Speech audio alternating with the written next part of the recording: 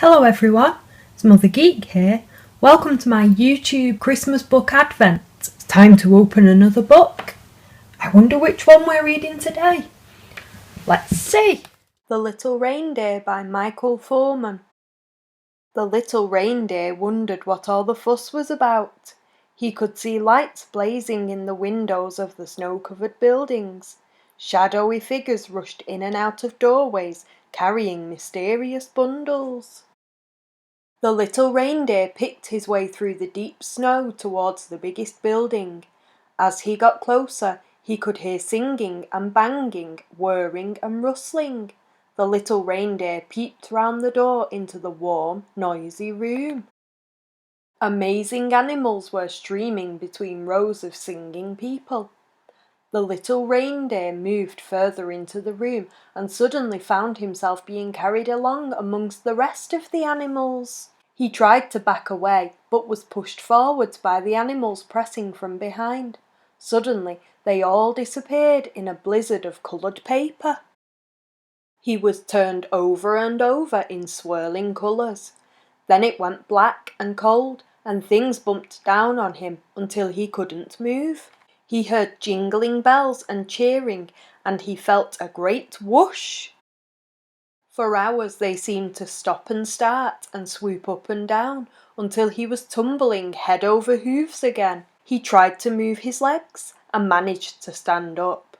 Although he was relieved to feel the softness of snow beneath his hoofs, he still couldn't see anything. The little reindeer stood in the darkness, surrounded by strange sounds. Then he heard footsteps crunching towards him. Suddenly, he found himself staring at an astonished face, and then a smile. Wow! What a present! The boy picked him up and danced round and round in the snow. But where can I keep you? There are no pets allowed in the building.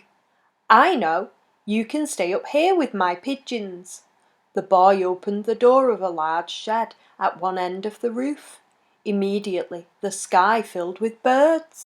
In a corner of the shed, the boy made a straw bed for the reindeer and fetched milk and a whole assortment of cereals. Tomorrow we can try lots of different things to eat and see which you like best. 2 by 2 the pigeons returned to their perches. They didn't seem to mind the new visitor. Each day the boy brought food and milk. The reindeer liked peanut butter sandwiches best of all. While the pigeons flew higher and higher in the sky, the boy and the reindeer strolled around the roof and watched the busy city life below. The weather gradually grew warmer and the little reindeer grew bigger. One day, when the boy opened the door to let the pigeons out, the reindeer flew out with them. The reindeer didn't fly far that first time, just across to the neighbouring building and back, but as the days passed, he flew further and further. The boy was overjoyed. He had told no one about his wonderful Christmas pet because he knew he would not be allowed to keep him. By early summer the reindeer was big enough to give the boy rides around the roof on his back. Then, one evening, they flew together over the roofs of the city. They flew together every night of the long summer and over the golden leaves of autumn. When the first snowflakes of winter began to fall, the boy noticed a look of sadness in the reindeer's eyes. The boy hugged him as always, but the reindeer looked up at the swiftly moving grey clouds and sighed. The boy knew that only 6 or 7 very special reindeer can fly in each generation. He even knew their names. He knew his reindeer was going to be one of those very special ones. On Christmas Eve, the boy gave the reindeer his favourite dinner and the pigeons sang. They were still singing when he kissed the reindeer goodnight. From his bed, he thought he heard jingling bells, but he was probably dreaming by then. Next morning he rushed up to the roof, but the reindeer had gone.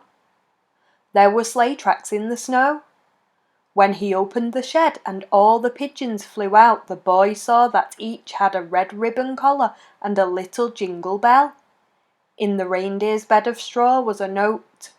"Dear boy, Thank you for looking after my smallest reindeer. See you next year. Love, Santa Claus. Through the next spring, summer and autumn, the boy heard the tinkling and jingling of bells each time the pigeons flew.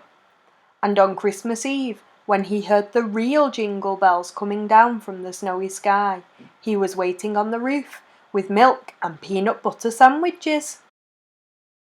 The end. Thanks for watching. Check back tomorrow for another story.